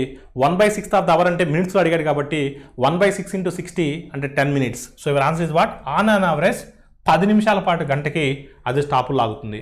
సో మరొకసారి చెప్తున్నాను చూడండి, వితౌట్ స్టాపేజెస్ అంటే సూపర్ ఫాస్ట్ ఎక్స్ప్రెస్ అండి. సూపర్ ఫాస్ట్ ఎక్స్ప్రెస్ స్పీడ్ ఎంత అండి 54. విత్ స్టాపేజెస్ అంటే సో ఆర్డినరీ బస్ అండి, ఆర్డినరీ కార్ ఇక్కడ సో 45 km/h. అంటే వేగాల నిష్పత్తి ఇచ్చున్నాడండి. సో వేగాల నిష్పత్తి 54:45 అండి. 9 6 hours 9 5 hours. వేగాల నిష్పత్తి 6:5 అయితే కాలాల నిష్పత్తి ఎంత అవుతుందండి 5:6 అవుతుంది. అంటే దాని మీనింగ్ ఏంటంటే సూపర్ ఫాస్ట్ ఎక్స్ప్రెస్కి 5 భాగాల సమయం పడుతుంది, ఆర్డినరీకి 6 parts టైం పడుతుంది. ఎందుకు ఇద్దరు ట్రావెల్ చేస్తే సేమ్ డిస్టెన్సే, మరి ఎందుకు ఆర్డినరీకి 6 భాగాలు పట్టింది, ఎందుకు ఆర్డినరీకి 1 భాగం ఎక్స్ట్రా పట్టింది? అది స్టాపుల్లో ఆగుతుంది కాబట్టి. అంటే దానికి పట్టే మొత్తం 6 భాగాల్లో తనకు పట్టేటువంటి మొత్తం 6 భాగాల్లో 1 భాగము స్టాపుల్లో ఆగుతుంది. అంటే 1/6 ఆఫ్ ద అవరు. కానీ ఇచ్చిన ఆప్షన్స్ నిమిషాల్లో ఇచ్చాడు కాబట్టి నేను ఇంటూ 60 చేస్తున్నాను. అంటే on an average so 10 minutes per hour does the train stop during its journey. So సగటున 10 నిమిషాల పాటు గంటకి సో ట్రైన్ అనేది కార్ అనేది స్టాపులు ఆగుతుంది. So your answer is what 10 నిమిషాలు. A boat is 10 km/h in still water. The time it takes to go 26 kilometers downstream is same as 14 kilometers upstream. Then find the stream speed. నిచ్చల నీటిలో 10 km/h వేగంతో పడవ ఏటవాళ్ళలో 26 km వెళ్ళడానికి ఎంత సమయం పడుతుందో అంతే సమయము సో ఏటకి ఎదురుగా అంటే ఆ ఏటికి ఎదురుగా 14 km వెళ్ళడానికి అంతే సమయం పడుతుంది. సో చూడమ్మా, ఏటవాలుగా అంటే డౌన్ స్ట్రీమ్ 26 km వెళ్ళడానికి. డౌన్ స్ట్రీమ్ అంటే ఏంటి? ఏటకి వాలుగా అంటే సో నీరు ప్రవహించే దిశలోనే 26 km. దిగువకి అంటే డౌన్ స్ట్రీమ్ అంటే B+C. బి ఇచ్చున్నాడు మనకి ఇక్కడ 10, B+C 10+C is equal to so ఇక్కడ ఎంతైతే సమయం పడుతుందో 26 అనేది దూరము, దిగువకు దూరము. 10+C అంటే B+C దిగువకు వేగము, దూరము బై వేగము అంటే కాలము. ఎగువకి 14 km, ఎగువకి వేగం అంటే B-C. B అంటే 10 ఇచ్చారు కదా, 10-C. చూడండి, దూరము బై వేగము కాలము, దూరము బై వేగము కాలము. కాలము సమానం అన్నాడు, ఎంత సమయమో అంతే సమయము. కాలము సమయము అంటే ఇక్కడ కాలము అనేది సమానంగా ఉంది, అందుకని రెండింటిని ఈక్వల్ చేశా. అంటే C కనుక్కోమన్నాడు. C అంటే స్పీడ్ ఆఫ్ ద స్ట్రీమ్, ప్రవాహ వేగము. C+లో ఏం పెడితే సాటిస్ఫై అవుతుంది? 2 పెట్టామనుకోండి సో 12 టేబుల్లో 26 క్యాన్సిల్ అవుతుంది. 3 ప్లేస్ చేసామనుకోండి 13 2 times. 3 ప్లేస్ చేస్తే 7 2 times. ఎగ్జాక్ట్గా సూటబుల్ అవుతుంది. So C is equal to 3. C is equal to what అమ్మా 3. సో ప్రవాహ వేగము stream speed is 3. Your answer is what option C. How many different groups formed with 5 male and 2 female out of 7 male and 3 female? 7 మంది పురుషులు, 3 స్త్రీల నుంచి 5 పురుషులు మరియు 2 స్త్రీలు గల భిన్న సమూహాలను ఎన్ని మనం ఫామ్ చేయగలం? Out of 7 male so we need to select 5 male అంటే 7C5 మరియు into so out of 3 female we need to select 2 female అంటే 3C2. ఇప్పుడు మనం 7C5ని 7C2 రాసుకోవచ్చు, రాసుకోవచ్చు లేదా? ఎన్సీఆర్ని మనం N-గా రాసుకోవచ్చు. ఓకేనా? ఎన్సీఆర్ని N-గా రాసుకోవచ్చు. 7C5ని 7C2 రాసుకోవచ్చు. 3C2ను 3C1గా రాసుకోవచ్చు. ఓకేనండి? 7C2 అంటే 7 ఇంటూ 6/2 into 1. 3C1 అంటే 3నే. 2 1s are 2 3 times. 7 3s are 21. 21 3 times 63. అంటే ఎన్ని విభిన్న గ్రూపులు మనం ఫామ్ చేయగలమండి? 63. So your answer is what? Option A. Option A is the right answer. What is the probability of having exactly 2 children if 4 are randomly selected from a group of 3 men and 2 women and 4 children? 3 పురుషులు, 2 స్త్రీలు, 4 పిల్లలు గల సమూహం నుంచి 4 యాదృచ్ఛికంగా ఎంపిక చేస్తే ఖచ్చితంగా ఇద్దరు పిల్లలే ఎగ్జాక్ట్గా సో 2 children. ఓకేనా? ఎగ్జాక్ట్గా 2 children ఉండే విధంగా సో సంభావిత ఎంత? మొత్తం ఎంతమంది ఉన్నారండి? చూడండి. సో 3 పురుషులు, 2 స్త్రీలు, 4 పిల్లలు. 3 2 4 మొత్తం ఎంతమంది అమ్మా? 9 మంది. 9 మందిలో 4 సెలెక్ట్ చేస్తున్నా 9C4. 9 మందిలో 4 సెలెక్ట్ చేస్తున్నా 9C4. సో మనకు ఎగ్జాక్ట్గా 2 కావాలండి. ఎగ్జాక్ట్గా 2 పిల్లలు ఉండాలి, మిగతా వాళ్ళు ఎవరైనా పర్లే. 4 members ఉన్నారు పిల్లలైన వాళ్ళు, చిల్లరైన వాళ్ళు 4 ఉన్నారు. సో వాళ్ళు నాకు ఖచ్చితంగా 2 కావాలి. 4C2. ఇంకా మిగతా వాళ్ళు ఎవరైనా పర్లా, మిగతా ఇద్దరు ఎవరైనా పర్లా. ఇంకా పిల్లలను తీసేస్తే మిగతా వాళ్ళు ఎంతమంది ఉన్నారు? 5 ఉన్నారు. వాళ్ళు పురుషులు అవ్వచ్చు, స్త్రీలు అవ్వచ్చు. వాళ్ళు 5 మందిలోంచి ఇద్దరు రావాలి. 5 మందిలోంచి ఇద్దరు రావాలి. అంటే 4C2 × 5C2/9C4 మొత్తంలో 4 రావాలి. NS అనేది మనకు 9C4. మన టార్గెట్ అంటే ఇద్దరు పిల్లలు ఖచ్చితంగా ఉండాలి. ఎగ్జాక్ట్గా ఇద్దరే ఉండాలి. ఇద్దరికన్నా ఎక్కువ ఉండకూడదు, తక్కువ ఉండకూడదు. ఆ ఇద్దరిని తీసుకున్నా ఇంకా మిగతా వాళ్ళు ఎవరైనా రావచ్చు, మిగతా ఇద్దరు. సో 4C2 అంటే మనం 4 × 3/2 × 1 అంటే 6 వస్తుంది 4C2 అంటే. 5C2 అంటే 5 × 4/2 × 1 సో 10 వస్తుంది 5C2 అంటే. అంతే కదా. 5 × 4/2 × 1 2 1s are 2 2s are 5 2s are 10. 9C4 so 9C4 అంటే so 9 × 8 × 7 × 6 by so 4 × 3 × 2 × 1 4 × 3 × 2 × 1 so 2 3s are 6 6 6 get cancel 4 1s are 4 2s are 2 1s are 2 5s are 3 2s are 3 3s are 10/21 10/21 so your answer is what? 10/21. So option D is the right answer. Option D is the right answer. What is the value of 1 plus alpha into 1 plus beta? The roots of x square plus 5x plus 6 are alpha comma beta. So alpha బీటాలు అనేవి ఇక్కడ ఇచ్చినటువంటి సమీకరణం యొక్క మూలాలు అయితే 1 plus alpha into 1 plus beta ఎంత? ఇప్పుడు రెండింటి మల్టిప్లై చేస్తే మనకి ఏమొస్తుందండి? ఈ రెండింటి మల్టిప్లై చేస్తే మనకి ఏమొస్తుందండి? 1 × 1 1 1 × beta beta 1 × alpha alpha so 1 alpha into beta alpha beta. అంటే ఇక్కడ మనకు ప్రొడక్ట్ ఆఫ్ ద రూట్స్ కావాలి, సమ్ ఆఫ్ ద రూట్స్ కావాలి. మనకు product of the roots, some of the roots find out చేసినట్లయితే ఇచ్చినటువంటి సమీకరణం నుంచి మనకు ఆ వాల్యూని మనం ఫైండ్ అవుట్ చేయొచ్చు. ఇది ఏ ఫార్మేట్లో ఉందండి? ax² + bx + c ఫార్మేట్లో ఉంది. ax² + bx + c ఫార్మేట్లో ఉంది. సమ్ ఆఫ్ ద రూట్స్ అంటే ఫార్ములా ఏంటండి? -b/a. -b/a అంటే -5. ప్రొడక్ట్ ఆఫ్ ద రూట్స్ అంటే c/a. Product of the roots అంటే ఏంటి? c/a. c/a అంటే 6. So some of the roots -5, product of the roots 6. ఇప్పుడు సబ్స్టిట్యూట్ చేయండి అమ్మా. 1 ప్లస్ ఆల్ఫా ప్లస్ బీటా అంటే -5. ఆల్ఫా బీటా అంటే ఆల్ఫా ఇంటూ బీటా అంటే 6. 6లోంచి 5 తీసేస్తే 1 + 1 2 అవుతుంది. So your answer is what? 2. Option A is the right answer. Option A is the right answer. So in the following diagram ABCD is the rectangle whose dimensions are 4 and 3. What is the radius of the circle? ఈ క్రింది పటంలో ABCD ఒక దీర్ఘ చతురస్రము. దీని కొలతలు 4 సెంటీమీటర్లు మరియు 3 సెంటీమీటర్లు అయిన వృత్త వ్యాసార్థం ఎంత? సో 4 సెంటీమీటర్లు 3 సెంటీమీటర్లు అన్నాడండి. అంటే లెంత్ అనేది 4, బ్రెత్ అనేది 3. సో మనకు ఫస్ట్ డయాగ్రామ్ ఫైండ్ అవుట్ చేద్దామండి. సో ఈ డయాగ్రామ్ ఏమవుతుందంటే, రెక్టాంగిల్ యొక్క డయాగ్రామ్ ఏమవుతుందంటే వృత్తానికి ఏమవుతుందండి? వృత్తానికి ఏమవుతుంది? వ్యాసం అవుతుంది. వృత్తానికి డయామీటర్ అవుతుంది. అంటే మనం డయాగ్రామ్ కనుక్కుంటే అది వ్యాసం అవుతుంది. వ్యాసం తెలిస్తే వ్యాసార్థం కనుక్కోవచ్చు. డయామీటర్ తెలిస్తే రేడియస్ కనుక్కోవచ్చు. 4 3 వచ్చిందంటే మనకి ఏం మిస్ అవుతున్నట్టండి? 5 మిస్ అవుతున్నట్టండి. ఎందుకంటే 3 4 5 అనేది పైథాగరస్ ట్రిప్లెట్ కోడ్ అండి. 3 4 5 ఇది పైథాగరస్ ట్రిప్లెట్ కోడ్. 3 ² 9 4 ² 16 16 + 9 25 25 అంటే 5. సో ఇప్పుడు మనకు వ్యాసం అనేది అంటే 2r = డయామీటర్ 2r = 5 అండి. ఇప్పుడు r ఏమవుతుందంటే 2.5 అవుతుందండి. r ఏమవుతుందంటే 2.5. అడిగింది వ్యాసార్థం ఎంత? రేడియస్ ఎంత? Radius of the circle is what? 2.5. Diameter 2r = 5, r = 2.5. So your answer is what? Option D. The height of a tower is 100 feet. 2 boys standing on either side of it looked at the top of the tower at 30 degrees and 45 degrees angle. Then the distance between them is what? ఒక గోపురం ఎత్తు 100 అడుగులు. దాని ఇరువైపులా నిలబడినటువంటి ఇద్దరు బాలురు ఆ గోపురం శిఖరాన్ని 30 డిగ్రీలు 45 డిగ్రీలు ఊర్ధ్వ కోణంతో చూస్తున్నారు. వారి మధ్య దూరం ఎంత? సో చూడండి అమ్మా, ఇదొక గోపురం అనుకుందాం. ఆ గోపురానికి ఇరువైపులా ఒక వ్యక్తి ఇక్కడ ఆ గోపురం పై భాగాన్ని చూస్తున్నారండి. ఆ గోపురం యొక్క శిఖరాన్ని చూస్తున్నారండి. ఓకేనమ్మా, శిఖరాన్ని చూస్తున్నారు. ఆ గోపురం ఎత్తు 100 మీటర్లు ఉందండి. ఒక బాబుకి ఎన్ని డిగ్రీలు అంటే 30 డిగ్రీలు, మరొక బాబుకి 45 డిగ్రీలు అండి. మరొక బాబుకి ఎంత అంటే 45 డిగ్రీలు. ఓకేనండి, ఒక బాబు 45 డిగ్రీల కోణంతో చూస్తున్నాడు, మరొక బాబు 30 డిగ్రీల కోణంతో చూస్తున్నాడు. చూడమ్మా, ఈ యొక్క ట్రయాంగిల్ వరకు చూస్తే కన్నా tan 45 అంటే 1/1 కదా. అంటే ఇక్కడ 1 ఉంటుంది. ఇక్కడ 1 అంటే ఎంతమ్మా? 100 అడుగులు కదా, 100 అడుగులు కదా. ఇక్కడ 1 అన్న కూడా 100 అడుగులు వస్తుంది. అంటే ఇక్కడ నుంచి ఇక్కడికి ఎంత ఉంటుందండి? 100 అడుగులు ఉంటుందండి. ఇక్కడ నుంచి ఇక్కడికి ఎంత ఉంటుందండి? 100 అడుగులు ఉంటుందండి. ఇంకా నెక్స్ట్ tan 30 అండి. ఈ త్రిభుజం అంటే tan 30. tan 30 అంటే ఎంత? 1/√3.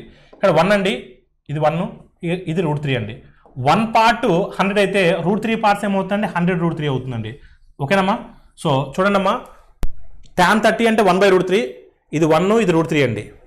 1 పార్ట్ 100 అవుతుంది, √3 పార్ట్స్ ఏమవుతుంది 100√3 అవుతుందండి. అంటే ఇక్కడ నుంచి ఇక్కడికి డిస్టెన్స్ ఎంతమ్మా 100√3. ఇది 100√3, ఇది 100 అండి. 100ని కామన్ తీస్తే సో మన 100√3 100 అంటే 100ని కామన్ తీస్తే మనకు √3+1 వస్తుందా లేదా అండి? √3+1 వస్తుందా లేదా? అంటే ఆ ఇద్దరు వ్యక్తుల మధ్య దూరము 100 × √3+1. So your answer is what? Option A. So what is the value of angle x and angle y if xy is parallel to PQ in the following figure? క్రింది పటంలో xy అనేది PQకి ప్యారలల్, అంటే రెండు కూడా సమాంతర రేఖలు అయితే యాంగిల్ x యాంగిల్ y విలువలు ఎంత? చూడండి అమ్మా, సమాంతర రేఖలు అన్నాడండి. సో మనకు ఒకసారి జాగ్రత్తగా చూస్తే ఒక సరళ రేఖపై కోణాల మొత్తం 180 degrees అండి. కోణాల మొత్తం ఎంత అండి? 180 degrees అండి. అంటే ఇది 60, ఇది 35 ఉందంటే ఈ రిమైనింగ్ యాంగిల్ ఎంత అవ్వాలండి? 95. రిమైనింగ్ యాంగిల్ ఎంత అవ్వాలి? 85 అవ్వాలి. 85 అవ్వాలి. ఎందుకంటే సరళ రేఖమైన ఉన్నటువంటి కోణాల మొత్తం 180 degrees అవ్వాలి. 180 degrees అవ్వాలంటే ఇది ఎంత అవ్వాలండి? 85 అవ్వాలి. అంతే కదా. ఇప్పుడు చూడండి 85, 35, 120, 120 + 60, 180. సో సరళ రేఖపై ఉన్నటువంటి కోణాల మొత్తం 85. ఇప్పుడు చూడండి, ఇది 85, ఇది 20 అంటే ఎంతమ్మా? 105. 105. ఒక త్రిభుజం ఇక్కడ ఇది త్రిభుజం కదా, ఈ త్రిభుజంలో 3 కోణాల మొత్తం 180 కదా, ఇది 105 కదా. అప్పుడు x వాల్యూ ఎంత అవ్వాలంటే 75 అవ్వాలి. x వాల్యూ ఎంత అవ్వాలి? 75 అవ్వాలి. ఇప్పుడు చూడండి 75, 85, 160, 160 + 20. సో 160 + 20 ఎంతమ్మా? 180. సాటిస్ఫై అవుతుంది కదా. అంటే x వాల్యూ ఎంత ఉండాలి? 75 ఉండాలండి. x వాల్యూ ఎంత ఉండాలి? 75 ఉండాలి. కానీ 75తో స్టార్ట్ అయ్యే ఆప్షన్స్ 2 ఉన్నాయండి. 75తో ఆప్షన్స్ ఎన్ని ఉన్నాయమ్మా? 2 ఉన్నాయి. ఇప్పుడు మనకు y వాల్యూ ఫైండ్ అవుట్ చేయాలండి. ఒకసారికి మీరు చూస్తే సో మనకు ప్యారలల్ లైన్స్ బైసెక్టార్ థియరం అని ఒకటి ఉంటుందండి. ప్యారలల్ లైన్స్ బైసెక్టార్ థియరం అంటే ఇక్కడ కరస్పాండింగ్ యాంగిల్స్ అనేవి ఈక్వల్గా ఉంటాయండి. ఈ యాంగిల్ ఎంతైతే ఉంటుందో, ఈ యాంగిల్ ఎంతైతే ఉంటుందో, సో ఈ యాంగిల్ కూడా అంతే ఉంటుందండి. Corresponding angles are equal. ఓకేనమ్మా. అదేవిధంగా ఈ యాంగిల్ ఎంతైతే ఉంటుందో, ఈ యాంగిల్ ఎంతైతే ఉంటుందో, ఈ యాంగిల్ కూడా అంతే ఉంటుందండి. ఈ యాంగిల్ కూడా అంతే ఉంటుంది. సో ఈ 2 యాంగిల్స్ ఈక్వల్గా ఉంటాయండి. ఈ 2 యాంగిల్స్ ఈక్వల్గా ఉంటాయండి.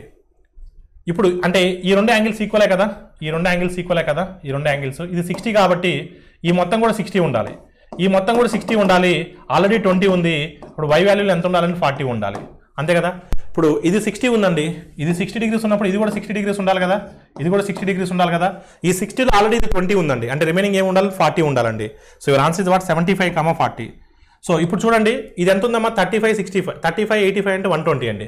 అంటే ఇది 120 కాబట్టి ఇక్కడ కూడా ఎంత ఉండాలండి? 120 ఉండాలండి. 120 ఉండాలి. మీరు చూడండి 120, 60 ఏమవుతుంది? 180 అవుతుంది. సరళ రేఖపై ఉన్నటువంటి కోణాల మొత్తం 180 అవుతుంది. ఆల్ ఆఫ్ ఈ క్లియర్ అండి. So your answer is what? Option A. What is the value of x which is BC is parallel to AD in the following map? So క్రింది పటంలో BC సో ADలు సమాంతరంగా ఉంటే x వాల్యూ ఎంత? So ఇది trapezium అండి. ట్రెపీజియంలో మనకు so రెండు diagonals అనేవి O వద్ద ఖండించుకున్నాయి. O వద్ద ఖండించుకున్నప్పుడు రిలేషన్ ఏంటంటే so BO/OD is equal to OC/OA, CO/OA ఏ విధంగా రాసుకోవచ్చు? సో BO అంటే ఎంతమ్మా? 3x - 19/3x - 19/. So x - 5 is equal to CO అంటే ఎంత వస్తుందండి? x - 3/3. సో ఇప్పుడు మనకి x వాల్యూ ఫైండ్ అవుట్ చేయాలండి. క్రాస్ మల్టిప్లై చేయండి అమ్మా. క్రాస్ మల్టిప్లై చేస్తే so 9x - 57 is equal to x - 3 × x - 5 అంటే x² - 8x + 15. అప్పుడు ఒకవైపు పంపించిన మనీ కూడా x² so -17x + 72, 62, 72 is equal 0. ఇప్పుడు చూడమ్మా, సమ్ము చేస్తేనేమో -17 రావాలి, ప్రొడక్ట్ చేస్తే 72 రావాలి. పాసిబిలిటీస్ ఏముంటాయండి? 8 9 రాసుకోవచ్చా? -8 - 9 రాసుకోవచ్చా? -8 - 9 సమ్ము చేస్తే -17, -8 × -9 చేస్తే 72 వస్తుంది. అంటే దీన్ని మనం x - 8 × x - 9 అని రాయొచ్చు. దీన్ని మనం ఎలా రాయొచ్చు? x - 8 × x - 9. అది అవుట్ సైడ్కి వస్తే ఏమవుతాయండి? 8, 9. So your answer is what? 8, 9. Option D is the right answer. ఆ సమీకరణాన్ని మనం x - 8 × x - 9 రాయొచ్చు. అంటే x = 8, x = 9. So your answer is what? 8, 9. So option D is the right answer. మనకు 46 నుంచి 50 వరకు మనకు డేటా ఇంటర్ప్రిటేషన్ ఇచ్చున్నారండి. So right the answers in the following pie chart based upon following pie chart. The total population of a city is 5000. In the following circle the population belongs to the different classes is given. So ఒక నగరం యొక్క మొత్తం జనాభా 5000. క్రింద వృత్తంలో వివిధ రకాల తరగతులకు సంబంధించినటువంటి జనాభా డిగ్రీలో ఇవ్వడమైనది. ఓకేనండి.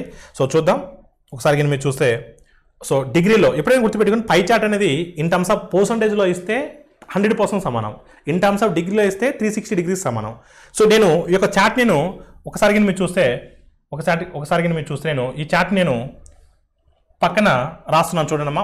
ఫస్ట్ క్లాసు అంటే వాళ్ళు ఎవరైనా చూద్దాం. Second one, third one, fourth one, మొత్తం ఎన్ని ఉన్నారండి?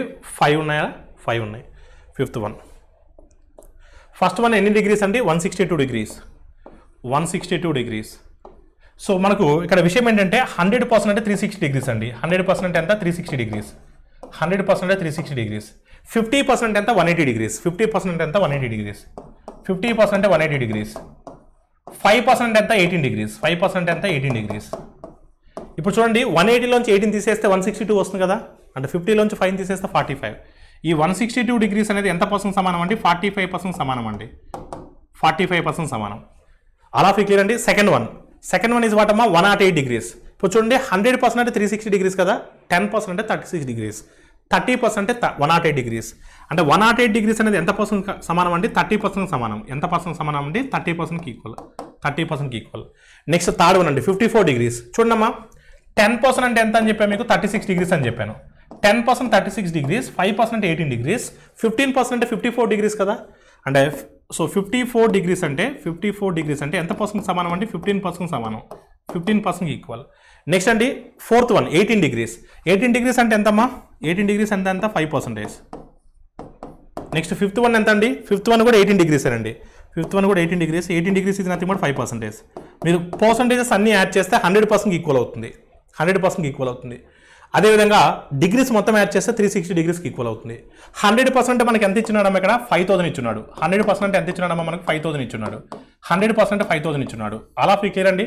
ఫస్ట్ సెక్టార్ అనే వాళ్ళు ఎవరో చూద్దాం. ఫస్ట్ సెక్టార్ ఎవరండి?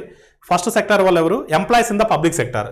సో ఫస్ట్ సెక్టార్ వాళ్ళు employees in the public sector అండి, అంటే గవర్నమెంట్ ఎంప్లాయీస్ అండి వీళ్ళు. సో పబ్లిక్ సెక్టార్ ఎంప్లాయీస్ వీళ్ళు ఎవరండి? Public sector employees, government employees, public sector employees. ఓకేనండి. సో సెకండ్ క్లాస్ వాళ్ళు ఎవరమ్మా? ప్రైవేట్ సెక్టార్ ఉద్యోగులు, ప్రైవేట్ సెక్టార్ వాళ్ళు. వీళ్ళు ఎవరండి? Private sector. ఓకేనండి. మూడో కేటగిరీ వాళ్ళు ఎవరమ్మా? Corporate sector. మూడో కేటగిరీ వాళ్ళు కార్పొరేట్ సెక్టార్. నాలుగో కేటగిరీ వాళ్ళు సెల్ఫ్ ఎంప్లాయీస్. ఓకేనమ్మా. సెల్ఫ్ ఎంప్లాయీస్ కూడా ఎంప్లాయీస్ అంటాం. ఫిఫ్త్ వన్ ఎవరమ్మా? నిరుద్యోగులు. అన్ఎంప్లాయిడ్. ఓకేనమ్మా, అన్ఎంప్లాయిడ్. ఇప్పుడు ఒకసారి మీరు చూస్తే కినా ఇక్కడ ఉన్నటువంటి మొత్తం జనాభాలో పబ్లిక్ సెక్టార్లో పనిచేసే వాళ్ళని ఎంప్లాయీస్ అంటాం, ప్రైవేట్ సెక్టార్లో వర్క్ చేసే వాళ్ళని కూడా ఎంప్లాయీస్ అంటాం, కార్పొరేట్ సెక్టార్లో చేసే వాళ్ళని కూడా ఎంప్లాయీస్ అంటాం, సెల్ఫ్ ఎంప్లాయీస్ని కూడా ఎంప్లాయీస్ అంటాం. కానీ అన్ఎంప్లాయీస్ని మాత్రం మనం ఎంప్లాయీస్ అనలేం. అంటే ఇక్కడ విషయం ఏంటంటే మొత్తం 100%లో 5% అన్ఎంప్లాయీస్ ఉన్నారు. సెల్ఫ్ ఎంప్లాయీస్ని కూడా ఎంప్లాయీస్ అని పిలవచ్చు కానీ అన్ఎంప్లాయీని మాత్రం ఎంప్లాయీ అని పిలవలేం. అంటే మొత్తం 100%లో 95% ఏమో ఎంప్లాయీస్, 95% ఏమో ఎంప్లాయీస్. రిమైనింగ్ 5% ఎవరండి? అన్ఎంప్లాయీస్. రిమైనింగ్ 5% ఎవరమ్మా? అన్ఎంప్లాయీస్. అన్ఎంప్లాయీస్ 5% అండి, ఎంప్లాయీస్ 95%. అది మీరు గుర్తించాలి. అలా క్లియర్ అండి. అంటే ఉద్యోగులు ఎంతమంది అంటే 95%. మొత్తం జనాభాలో ఉద్యోగులు 90%, నిరుద్యోగులు 5%. సో ఇటువంటి క్లారిటీ మనకు వచ్చిన తర్వాత సో మనం క్వశ్చన్స్కి వెళ్ళాలి. ఎప్పుడైనా డేటా ఇంటర్ప్రిటేషన్ క్వశ్చన్స్ వచ్చినప్పుడు ఇంత క్లారిటీ మీరు మెయింటైన్ చేయాలి. ఇంత క్లారిటీతో మీరు ముందుకు వెళ్ళినట్లయితే 5 questions కూడా మీరు విత్ ఇన్ సెకండ్స్లో మీరు ఆన్సర్ చేయగలుగుతారు. 5 marks వస్తాయి. సో యాక్యురేట్గా ఆన్సర్ చేయగలరు. సో ఇలాంటి అండర్స్టాండింగ్ లేకుండా మీరు డైరెక్ట్గా క్వశ్చన్స్కి వెళ్ళినట్లయితే సో మిస్టేక్ చేయడానికి అవకాశం ఉంటుంది, ఎక్కువ సమయం తీసుకోవడానికి అవకాశం ఉంటుంది. అందుకని ఇనిషియల్గా మీరు ఇటువంటి వర్కౌట్ మీరు చేసినట్లయితే మీకు సమ్ చేయడం అనేది చాలా ఈజీ అవుతుంది. ఇప్పుడు చూద్దాం ఫస్ట్ క్వశ్చన్ ఏమి ఇచ్చాడో చూద్దాం. సో ఫస్ట్ క్వశ్చన్ ఏమి ఇచ్చాడమ్మా మనకి ఇక్కడ? సో ఫస్ట్ క్వశ్చన్ ఏమి ఇచ్చాడంటే మనకి ఇక్కడ what is the percentage of self employed among the employees? ఉద్యోగుల్లో స్వయం ఉపాధి కలిగిన వారు ఎంత శాతం మంది? ఉద్యోగుల్లో అన్నాడు. ఉద్యోగుల్లో అమాంగ్ ఎంప్లాయీస్, అసలు ఎంప్లాయీస్ ఎంతమంది ఉన్నారు? 95 మంది ఉన్నారు. చాలామంది ఏమనుకుంటారంటే సో అన్ఎంప్లాయీస్ సెల్ఫ్ ఎంప్లాయిడ్ అడిగారు కాబట్టి సెల్ఫ్ ఎంప్లాయిడ్ 5% కాబట్టి 5% అన్న ఆప్షన్ డైరెక్ట్గా క్లిక్ కొడతారు. That is wrong. అడిగింది ఎంప్లాయీస్లో సెల్ఫ్ ఎంప్లాయీ ఎంతమంది? ఎంప్లాయీస్ 95, 95లో ఈ 5 అనేది ఎంత? సో చూడమ్మా, దీన్ని సర్కస్ చేయాల్సిన అవసరం లేదండి. 10% అంటే 9.5 అంటే మన ఆన్సర్ 5 అయితే కాదు. సో మన 10% అంటే 9.5 అంటే మన ఆన్సర్ 5 కన్నా ఎక్కువ ఉండాలి, 10 కన్నా తక్కువ ఉండాలి. 5 కన్నా ఎక్కువ ఉండాలి, 10 కన్నా తక్కువ ఉండాలి. So your answer is what? 5/19. ఇంకొక విషయం ఏంటంటే ఇప్పుడు 5/100 ఉందనుకోండి, ఎగ్జాక్ట్గా 5%. 5/95 ఉందంటే మన ఆన్సర్ 5 కన్నా కొంచెం ఎక్కువ ఉండాలి. 5 కన్నా కొంచెం ఎక్కువ ఉన్న ఆప్షన్ ఏముంది? 5/19. అలా క్లియర్ అండి. మీరు మిస్టేక్ చేయడానికి, మిమ్మల్ని అట్రాక్ట్ చేయడానికి మొదటి ఆప్షనే 5%గా ఉంది. చాలామంది చూడగానే సెల్ఫ్ ఎంప్లాయ్ అంటే 5% కదా, డైరెక్ట్ క్లిక్ కొడతారు. అది రాంగ్ అని ఎప్పుడు తెలుస్తుంది అంటే ఇప్పుడు ఎగ్జామ్ రాసేటప్పుడు తెలియదు. అలా క్లియర్ అండి. చాలా జాగ్రత్తగా కీన్గా మీరు అబ్జర్వ్ చేయాలి. సో నెక్స్ట్ క్వశ్చన్కి వెళ్దాం. What is the number of employees in the corporate sector? Corporate సెక్టార్లో ఉద్యోగులు ఎంతమంది? కార్పొరేట్ సెక్టర్ అంటే థర్డ్ వన్ కదా, 15%. అంటే 15% అని 5,000. 15% అని 5,000. 15% అని 5,000. అమ్మ 5,000లో 10% ఎంత? 5,000లో 10% 500. సో 5,000లో 10% 500. 5% ఎంత? 250. సో 500 + 250 750. అంటే 15% 5,000 అంటే 750. కార్పొరేట్ సెక్టార్లో ఉన్నటువంటి ఉద్యోగుల సంఖ్య 750 members. What is the number of unemployed? Unemployed ఎంతమంది అమ్మా? 5%. 5% అని 5,000. 250. 5% ఆఫ్ 5,000. టోటల్ ఎంప్లాయీస్ ఎంతమంది అమ్మా? 5,000. దాంట్లో 5% నిరుద్యోగులు. సో నిరుద్యోగులు అంటే 5%. 5% అని 5,000 అంటే 250. So your answer is what? Option A. How many employees are there in the public sector and corporate sector combined? Public sector, corporate sector కలిపి మొత్తం ఉద్యోగులు ఎంతమంది ఉన్నారు? పబ్లిక్ సెక్టర్ అంటే 1. సో కార్పొరేట్ సెక్టర్ అంటే 3. అంటే 45, 15. సో పబ్లిక్ సెక్టర్లో 45% ఉన్నారు, కార్పొరేట్ సెక్టర్లో 15% ఉన్నారు. రెండు కలుపుకుంటే 60% అవుతారు. సో 60% కావాలి మనకు. 60% దేంట్లో అండి? 5,000లో. సో 60% అని 5,000. 60% అని 5,000. 5,000లో 10% 500. 10% 500. 60% ఎంత? 3,000. So your answer is what? 3,000. Option B is the right answer. Next question అండి. What is the percentage of private sector employees in the total? Total work force. Total మొత్తం ఉద్యోగుల్లో అన్నాడండి. మొత్తం ఉద్యోగుల్లో ప్రైవేట్ సెక్టర్ ఉద్యోగులు ఎంత శాతం ఉంది? మొత్తం ఉద్యోగుల్లో అన్నాడు. సో టోటల్ ఎంప్లాయీస్ అండి, టోటల్ వర్క్ ఫోర్స్ కాదు, టోటల్ ఎంప్లాయీస్ అని పడాలి. సో టోటల్ ఎంప్లాయీస్లో అనేది ఓకేనమ్మా. టోటల్ ఎంప్లాయీస్లో సో ప్రైవేట్ సెక్టార్ వాళ్ళు ఎంతమంది? మొత్తం ఉద్యోగుల్లో అన్నాడు. అసలు ఉద్యోగులు ఎంతమంది? 95. ఆ 95లో ప్రైవేట్ సెక్టర్ అంటే 30% కదా, 30. సో 95లో 30 అనేది ఎంత పర్సెంట్ అండి? మీరు మళ్ళీ వాల్యూ ఫైండ్ అవుట్ చేయాల్సిన అవసరం లేదండి. కొంతమంది ఏం చేస్తారంటే మొత్తం 5,000 కదా, 95% ఆఫ్ 5,000 అనుకుంటారు. దాని తర్వాత 30% ఆఫ్ 5,000 అనుకుంటారు. అప్పుడు సర్కస్ చేస్తారు. ఇప్పుడు చూడండి ఒకసారి మీరు గమనిస్తే 95% ఆఫ్ 5,000, 30% ఆఫ్ 5,000 క్యాన్సిల్ అవుతుందా? అనవసరంగా క్యాలిక్యులేషన్ చేయడం దీనికి. ఇప్పుడు చూడండి మళ్ళీ దీనికి సర్కస్ చేయొద్దు. ఇప్పుడు 30/100 ఉందనుకోండి, 30/100 ఉందనుకోండి, ఎగ్జాక్ట్లీ 30%. 30/95 ఉందంటే 100 కొంచెం తక్కువ కదా, అంటే మన ఆన్సర్ 30 కన్నా కొంచెం ఎక్కువ ఉండాలి. 30 కన్నా కొంచెం ఎక్కువ ఉండాలి. 30 కన్నా కొంచెం ఎక్కువ ఉన్న ఆప్షన్ ఏముందండి? 31 11/19. అంటే నేను అనేది ఏంటంటే 30/100 ఉందనుకోండి, ఎగ్జాక్ట్గా చూడండి 30/100 × 100 ఉందనుకోండి, ఇది ఎగ్జాక్ట్గా 30% కదా, ఇది ఎగ్జాక్ట్గా 30% కదా. కానీ మనకు 30/95 ఉంది. అంటే డినామినేటర్ తక్కువ ఉన్నప్పుడు మనకు వచ్చే వాల్యూ కొంచెం ఎక్కువ ఉండాలి. అంటే మన ఆన్సర్ 30 కన్నా లిటిల్ బిట్ హైర్ ఉండాలి. సో లిటిల్ బిట్ హైర్ ఉన్న ఆప్షన్ అంటే option C. So your answer is what? Option C. So next question చూద్దాం, చూడండి అమ్మా. So question number 51. What is the perpendicular distance from point P 2,3 to the line 3x + 4y + 7 = 0? P 2,3 అనే బిందువు నుండి 3x + 4y + 7 అనే రేఖకు లంబ దూరం ఎంత? సో లంబ దూరానికి ఫార్ములా ఏంటంటే ax1 + by1 + c మాడ్ ఉంటుందండి. ఎందుకంటే దూరం ఎప్పుడు కూడా నెగిటివ్స్లో ఉండదు, అందుకని మాడ్ వాల్యూ ఉంటుంది. So divided by a² + b² అండి. డివైడెడ్ బై ఏంటమ్మా? a² + b². ఇది ఏ ఫార్మేట్లో ఉందంటే ax + by + c ఫార్మేట్లో ఉందండి. a b కోఎఫిషియన్స్ ఇక్కడ నుంచి తీసుకోవాలి. ఈ బిందువు అనేది x1, y1. ఈ బిందువు అనేది x1, y1. ఓకేనండి. సో ఒక లైన్కి ఒక బిందువు లంబ దూరం, ఓకేనా. ఈ బిందువు అనేది p అనేది 2,3, లైన్ అనేది సో 3x + 4y + 7 = 0. ఓకేనండి. సో ఈ యొక్క లైన్కి ఈ బిందువు అనేది ఎంత దూరంలో ఉంది? సో ఈ దూరాన్ని మనం ఫైండ్ అవుట్ చేయాలండి. చూద్దామమ్మా. ax1, a అంటే 3, x1 అంటే 2, 3 × 2 6 + by1, b అంటే 4, y1 అంటే 3, 4 × 3 12, c అంటే ఎంత 7, డివైడెడ్ బై a² + b², 3² + 4² అంటే 25, √25 అంటే 5. 6 + 12 18, 18 + 1 25, 25 అనేది 5 టేబుల్ 5 టైమ్స్ పోతుంది. So your answer is what 5. So option D is the right answer. Next question, the circumradius of a triangle is 6 centimeters and the radius of a triangle is 2 centimeters. So what is the distance between the circumcentre and incentre? ఒక త్రిభుజం యొక్క పరివృత వ్యాసార్థము 6 సెంటీమీటర్లు, అంతర్వృత్త వ్యాసార్థం 2 సెంటీమీటర్లు అయితే పరివృత కేంద్రము మరియు అంతర్వృత్త కేంద్రం మధ్య దూరం ఎంత? చూడమ్మా, మనకు సర్కమ్ రేడియస్ ఇచ్చున్నాడు క్యాపిటల్ R = 6. సో అదేవిధంగా ఇన్ రేడియస్ ఇచ్చున్నాడు స్మాల్ r = 2. ఆ రెండింటి కేంద్రాల మధ్య దూరం అడిగాడు.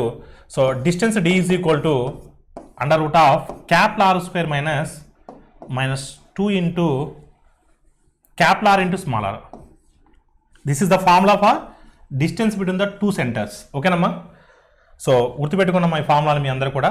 క్యాపిటల్ R² అంటే ఎంత వస్తుందంటే 6² 6² అంటే 36 -2 ఇంటూ 6 ఇంటూ 2 6 ఇంటూ 2 అంటే 12 ఇంటూ 2 అంటే 24.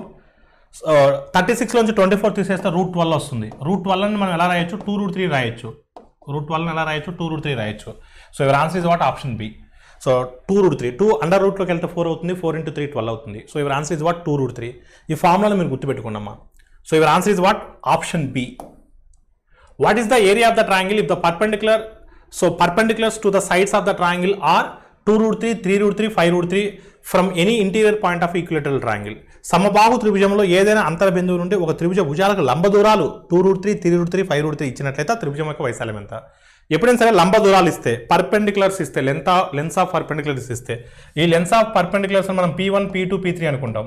P1, P2, P3 అనుకుంటాం. అంటే ఒక సమబాహు త్రిభుజం తీసుకుంటే సమబాహు త్రిభుజాన్ని ఏదైనా ఒక బిందువు నుంచి, సో ఈ perpendicular lens P1, P2, P3 ఈ పర్పెండిక్యులర్ లెన్స్ ఇచ్చినట్లయితే P1, P2, P3 ఈ పర్పెండిక్యులర్ లెన్స్ ఇచ్చినట్లయితే, లంబ దూరాలు ఇచ్చినట్లయితే ఆ త్రిభుజం యొక్క వైశాల్యానికి ఫార్ములా ఏంటంటే, so area of the triangle is equal to, so side of a triangle first చూద్దాం. సైడ్ ఆఫ్ ఏ ట్రయాంగిల్ అంటే సమబాహు త్రిభుజంలో ఈక్విలేటరల్ ట్రయాంగిల్లో అన్ని సైడ్స్ ఈక్వల్గా ఉంటాయి కాబట్టి each side A is equal to 2/√3 into 2/√3 into so some of the lens of perpendiculars P1 + P2 + P3. ఇదేంటంటే side of A equilateral triangle. Side of equilateral triangle ఇది గుర్తుపెట్టుకుంటే మనకి area అడిగితే ఈజీ అండి. What is the area of the equilateral triangle? So area is equal to √3/4 into A². ఏ అంటే మనకు తెలుసు కదా, ఏ అంటే అంత. So 2/√3 into P1 + P2 + P3. లేదు డైరెక్ట్గా ఏరియా గుర్తుపెట్టుకుంటా అన్న no problem. Area is equal to 1/√3 into P1 + P2 + P3. అంటే ఒక్కోసారి సైడ్ అడగవచ్చు, అందుకని మీకు సైడ్ కూడా చెప్పాను. P1 + P2 + P3² మీకు సైడ్ గుర్తుపెట్టుకుంటే చాలు. ఏరియా అడిగినప్పుడు దీంట్లో సబ్స్టిట్యూట్ చేస్తాం, సైడ్ అడిగినప్పుడు డైరెక్ట్గా చేస్తాం. ఓకేనండి? అదే చూడండి అమ్మా, P1 + P2 + P3 ఇచ్చున్నాడు. 2√3, 3√3, 5√3 మొత్తం ఎంతమ్మా 10√3. సో 1/√3 ఇంటూ 10√3² 10√3 మొత్తం యాడ్ చేస్తే 10√3 వస్తుంది. 10√3 2√3, 3√3, 5√3 10√3 అంటే సో 10√3 అంటే 10² అంటే 100, √3² అంటే √3 ఇంటూ √3 ఇంటూ √3కి √3 క్యాన్సిల్ అవుతే సో ఫైనల్గా మీకు ఆన్సర్ ఏమొస్తుందంటే 100√3 వస్తుంది. So equilateral triangle area is what 100√3. Option D is the right answer. So ఇచ్చినటువంటి ఈ చిత్రంలో వై వాల్యూ ఎంత అని ఫైండ్ అవుట్ చేయమంటున్నాడు. సో యాంగిల్ PAB 60 ఇచ్చున్నాడు. సో ఇక్కడ మనకు PQBC అనేవి రెండు కూడా ప్యారలల్ లైన్స్ అంటే సమాంతర రేఖలు. సో అయితే మనకి ఈ లైన్ అనేది మనకు ట్రాన్స్వర్సల్ లైన్ అవుతుంది, ఓకేనా, ఖండన రేఖ అవుతుంది. సో చూద్దాం. But what is the value of Y అంటున్నాడు, చూద్దాం. ఇది 110 degrees కాబట్టి ఒకసారి మీరు జాగ్రత్త చూస్తే 110 degrees కాబట్టి ఇది ఎంత అవుతుందంటే 70 degrees అవుతుంది. ఎందుకంటే ఒక సరళ రేఖపై ఉన్నటువంటి కోణాల మొత్తం 180 degrees అవుతుంది, 70 అవుతుంది. 70 అయినప్పుడు x + y ఎంత అవ్వాలండి? x + y ఎంత అవ్వాలి? 110 అవ్వాలి. x + y ఎంత అవ్వాలి? 110 అవ్వాలి.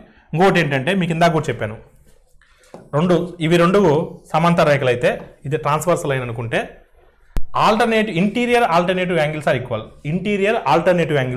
అంటే ఈ యాంగిల్ దేనికి ఈక్వల్ అవుతుందండి? దీనికి ఈక్వల్ అవుతుందండి. ఈ యాంగిల్ ఎంతైతే ఉంటుందో ఈ యాంగిల్ కూడా అంతే ఉంటుందండి. ఇక్కడ 60 ఉంది కాబట్టి ఇక్కడ కూడా ఏముంటుందండి? 60 ఉంటుందండి. అంటే ఇక్కడ 60 ఉంది కాబట్టి ఇక్కడ కూడా 60 ఉంటుందండి. 60, 70 ఎంత అండి? 130 అయినప్పుడు ఇక్కడ ఎంత ఉంటుందండి? రిమైనింగ్ 50 ఉంటుందండి. రిమైనింగ్ ఎంత ఉంటుంది? 50 ఉంటుందండి. రిమైనింగ్ ఎంత ఉంటుంది? 50 ఉంటుంది. అలా ఫీ క్లియర్ అండి. అదే చూడండి, మీరు ఈ యాంగిల్ ఎంత 110 కదా, ఈ angle this angle will be equal to this angle 110 equal అయింది కదా. ఎస్. సో ఇప్పుడు ఇది 70 కాబట్టి ఇది కూడా ఏమవుతుందంటే 70 అవుతుంది. జెడ్ ఎంత అవుతుందమ్మా 70 అవుతుంది. 60 + 50 110 110 + 70 180 70 + 110 180 ఓకేనమ్మా. ఇది 60 కాబట్టి ఇది ఎంత అవుతుందండి మీకు కావాలంటే 110 అవుతుంది. ఇది ఎంత అవుతుందండి 120 అవుతుంది. 120 అవుతుంది. 50 + 70 120 అవుతుంది. మనకు కావాల్సింది వైఏ కాబట్టి వై వాల్యూ ఎంత అండి 50. వై వాల్యూ ఎంత అండి 50. So your answer is what 50. So option A is the right answer. Option A is the right answer. Next question అండి. A regular polygon has 27 diagonals, then what is the number of sides of the polygon? ఒక క్రమ బహుభుజికి 27 కర్ణాలు ఉన్నాయి. అయితే ఆ క్రమ బహుభుజి యొక్క భుజాల సంఖ్య ఎంత? Number of diagonals of A polygon formula ఏంటండి? బహుభుజి యొక్క కర్ణాల సంఖ్య n × n - 3/2 n × n - 3/2. ఇది దేని ఫార్ములా అండి? బహుభుజి యొక్క కర్ణాల సంఖ్య. సో పాలిగాన్ రెగ్యులర్ పాలిగాన్ యొక్క diagonals number of diagonals is equal to ఎన్ని డయాగ్నల్స్ ఉన్నాయంటమ్మా 27. అంటే n ప్లేస్లో ఏ వాల్యూ సబ్స్టిట్యూట్ చేస్తే మనకు 27 వస్తుంది. 7 సబ్స్టిట్యూట్ చేసామనుకోండి 7 × 7 - 3 అంటే 4. 2 1s are 2 2s are 2 7s are ఎంత 14. కానీ మన 7 అనేది మన ఆన్సర్ కాదు. 7 కానప్పుడు 6 అయ్యే ఛాన్స్ లేదు. ఎందుకంటే 7 తీసుకుంటేనే మనకు 14 డయాగ్నల్స్ వచ్చాయి. మనకు 27 డయాగ్నల్స్ రావాలి. 9 తీసుకుందాం. 9 తీసుకుంటే 9 × 9 - 3 9 - 3 అంటే 6. 3 times 9 3 times 27 x. So n is equal to what అమ్మా 9 అంటే భుజాల సంఖ్య 9. భుజాల సంఖ్య 9 భుజాలు ఉన్నటువంటి బహుభుజి యొక్క కర్ణాల సంఖ్య 27. So your answer is what option C. Next question అండి. In the following diagram AB is equal to 8 cm, CD is equal 6 cm, radius is equal 5 cm. What is the value of PQ? PQ value అడుగుతున్నాడండి. AB ఎంతమ్మా 8 అన్నాడండి. So చూడండి అమ్మా AB అనేది ఒక so ఇక్కడ మనకు దీన్ని మనం ఏమని పిలవచ్చు అంటే జా అని పిలవచ్చు. కార్డ్ అంటాం, ఇంగ్లీష్లో కార్డ్ అంటాం, తెలుగులో జా అంటాం. సో జా పొడవు 8 అంటే ఈ PQ అనేది సో ఈ జాని రెండు సమాన భాగాలుగా కట్ చేస్తుందండి. AB 8 కాబట్టి 4 4గా డివైడ్ చేస్తుందండి. CD కూడా ఒక జానేనండి. CD కూడా ఒక కార్డే. ఈ కార్డ్ని PQ అనేది 2 ఈక్వల్గా భాగాలుగా కట్ చేస్తుందండి. అంటే ఇది 3 అవుతుంది, ఇది 3 అవుతుందండి. అప్పుడు ఇది రేడియస్ అవుతుందండి, ఇది రేడియస్ అవుతుందండి. సో 4 వస్తుందండి. అంటే మనకు 4 వచ్చినప్పుడు ఇక్కడ మనకు ఏర్పడితే రైట్ యాంగిల్ ట్రయాంగిల్ ఏర్పడుతుందండి. మనకు 4 వచ్చినప్పుడు ఏం మిస్ అయినట్టు 3 4 5 మిస్ అయినట్టు. అంటే మనకు రేడియస్ అనేది 5 అవుతుంది. అలాంటప్పుడు ఇక్కడ ఏమవుతుందంటే 3 అవుతుంది. రేడియస్ 5 కాబట్టి 5 3 అంటే ఇది 5 ఉన్నప్పుడు ఇక్కడ రేడియస్ కూడా 5 ఉంటుంది. 5 3 అంటే 4 మిస్ అయినట్టు. అంతే కదమ్మా. చూడండి 3 4 5 3 4 5 సాటిస్ఫై అయింది కదా.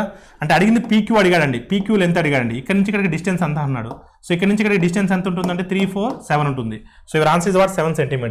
సో PQ రెండు ఛేదన అంటే రెండు జాల మధ్య దూరం ఎంత అండి? రెండు కార్డ్స్ యొక్క మధ్య దూరం ఎంత అండి? 7 cm. So your answer is what option B. So this is all about SI grand test number 6 explanation. Thank you all of you.